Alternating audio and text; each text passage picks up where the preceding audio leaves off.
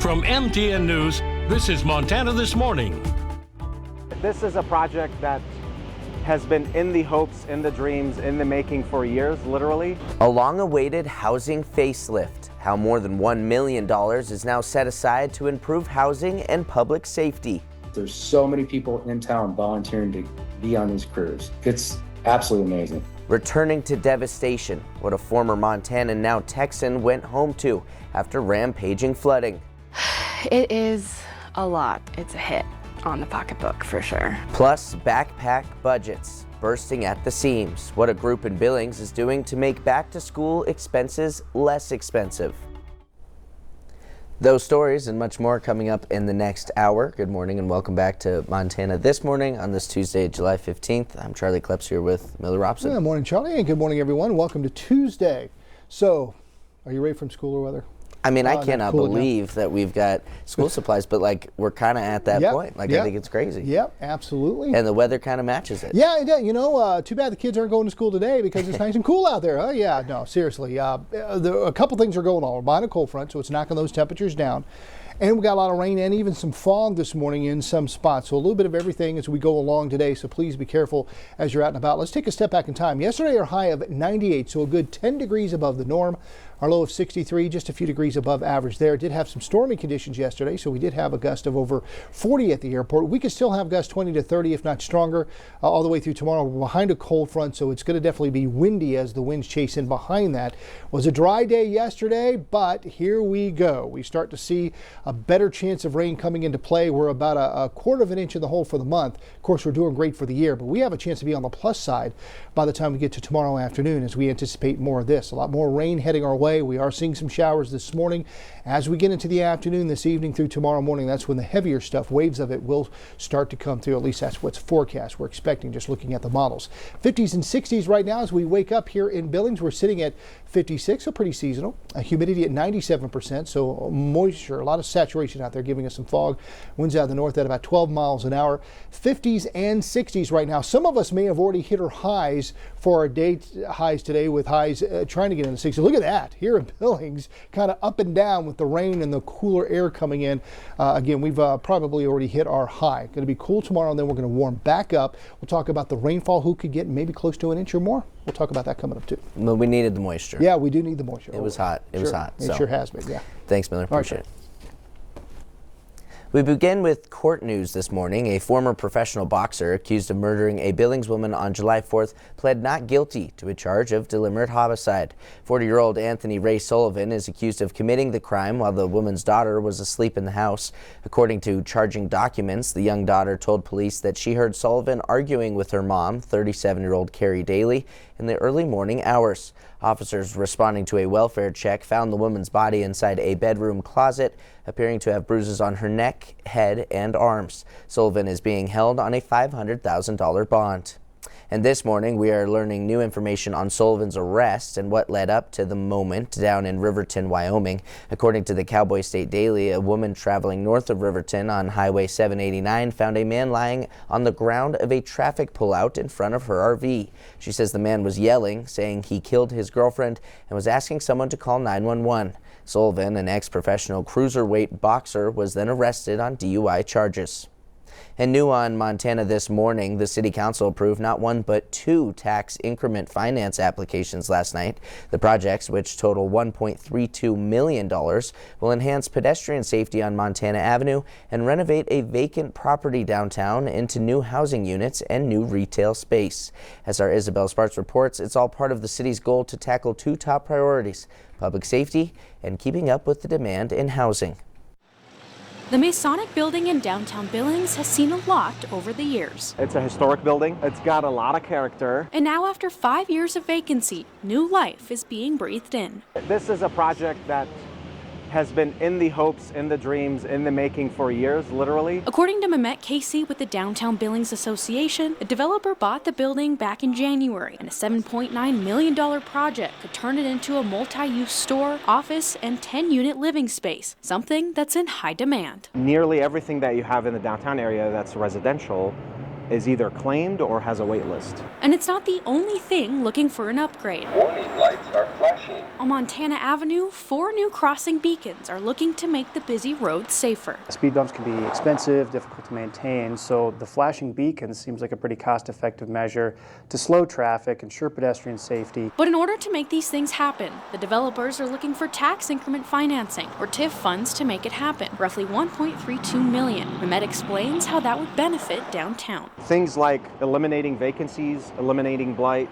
increasing the number of bodies that live here or work here or shop here, all of that helps in increasing that livelihood and that safety perception. Both the DBA and Chamber of Commerce are in favor, saying the added housing will help to deter crime. Steadily since 22, when we talk to our police officers, they can show the data and the statistics that crime is down, specifically of the downtown area. Not only does bringing housing downtown help with our housing situation, but it also helps our businesses in the downtown area by having residents there full time. While the timelines for the projects could still take a while, people could soon cross the streets and live downtown with a little less worry. We're excited to see more housing development in the downtown. Hopefully this application is successful. More developers can see that this is a successful venture and hopefully put in their applications for some housing renovations downtown. In Billings, Isabel Sparts, MTN News.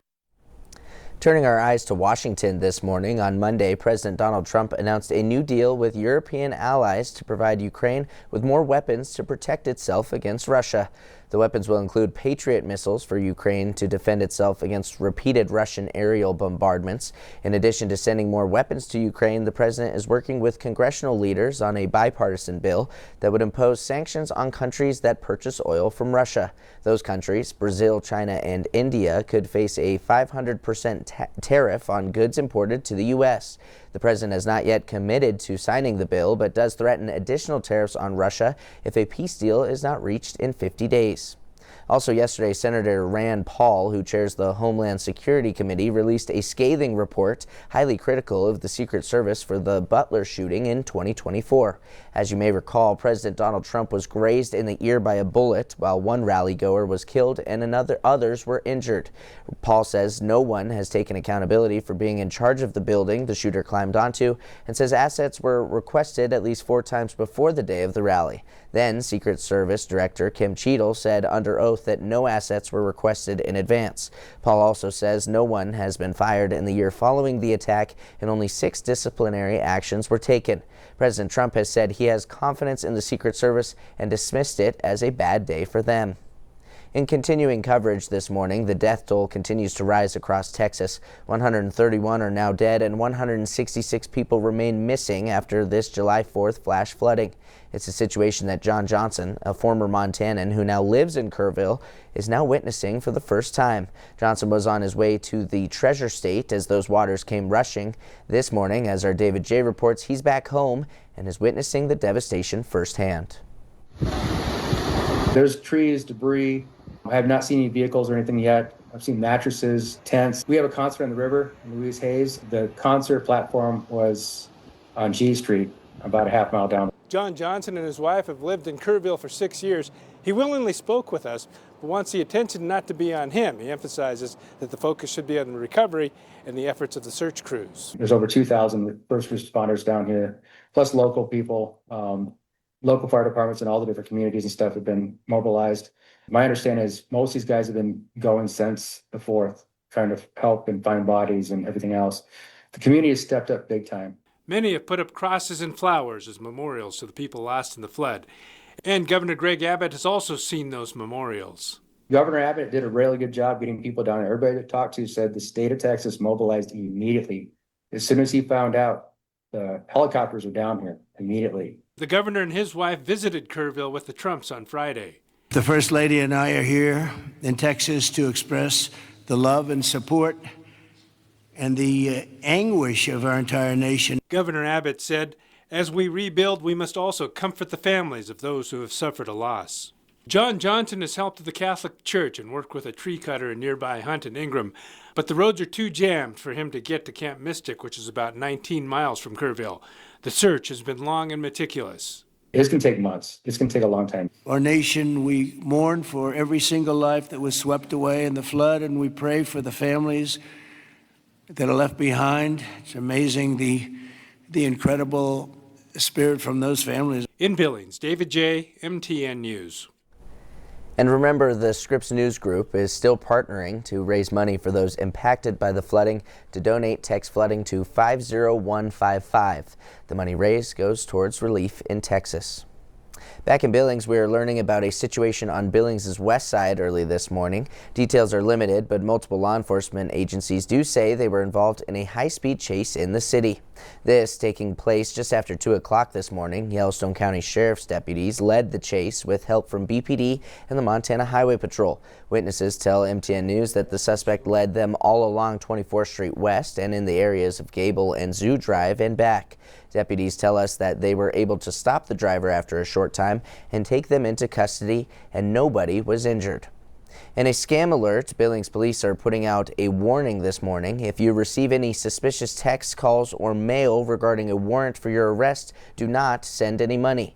Take a look. Billings police say text messages like this are forged documents.